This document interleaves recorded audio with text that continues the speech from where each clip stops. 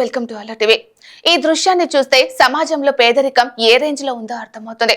పేదరికాన్ని నిర్మూలించేందుకు ప్రభుత్వాలు చర్యలు తీసుకుంటున్నా మార్పు కనిపించడం లేదనడానికి ఈ సంఘటన నిలువెత్తు సాక్ష్యం. దేశంలో ఇంకా ఎంతో మంది కూడు గూడు గుడ్డ కోసం జీవన పోరాటం చేస్తున్నారు. ఒక్క పూట తిండి కోసం నానా కష్టాలు పడుతున్నారు. ఆకలితో అలమటించి అసువులు బాస్తున్న వారెందరో పస్తులతో కాలం వెల్లదీస్తున్నారు. ఈ పేదరికంలో బాల్యం బండి అయిపోయింది. కుటుంబ పోషణ కోసం పిల్లలను సైతం యాచక వృత్తిలోకి దించుతున్నారు.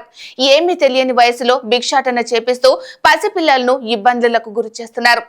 ఎండనక వాననక బస్టాండుల్లో రోడ్లపైన రద్దీ ప్రాంతంలో యాచిస్తూ పిల్లలు పడే యాతన అంతా ఇంత కాదు.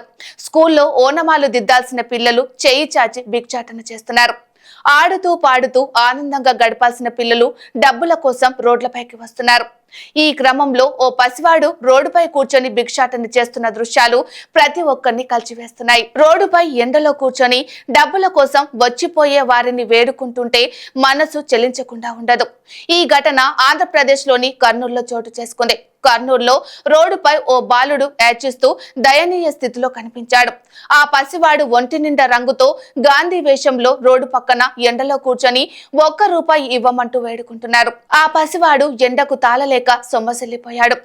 ఇటు అటు తూలుతూ కనిపించాడు. ఆ బాలుడిని చూసిన ప్రతి ఒక్కరికి కంట కన్నీళ్లు తెప్పించాడు. ప్రసి ప్రాయంలోనే వయసుకు మించిన భారం మోస్తున్నాడంటూ వాపోయారు. పేదరికంలో మగ్గుతున్న తల్లిదండ్రులు పసివాడిని కొట్టి ఎండలో కూర్చోబెట్టి భిక్షాటన చేస్తున్నట్లు సమాచారం. దీన్ని కొందరు వీడియో తీసి సోషల్ మీడియాలో పోస్టు చేశారు. ఈ ఘటనపై ఏపీ మంత్రి లోకేష్ స్పందించారు. తక్షణమే ఆ బాలుడిని రక్షించి చిన్నారి దుస్థితిని కారణమైన వారిపై కఠిన చర్యలు తీసుకుంటామని ఎక్స్ లో హామీ ఇచ్చారు. ఇది హృదయ విదారక సంఘటనగా పేర్కొన్నారు.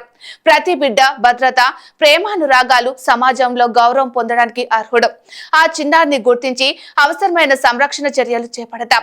చిన్నారిపై దౌర్జన్యానికి పాల్పడిన వారిపై తగిన చర్యలు తీసుకుంటామని మంత్రి లోకేష్ ట్వీట్ చేశారు. మంత్రి క్షణాల్లో స్పందించడంతో నెటిజన్లు సైతం థ్యాంక్స్ చెప్తున్నారు.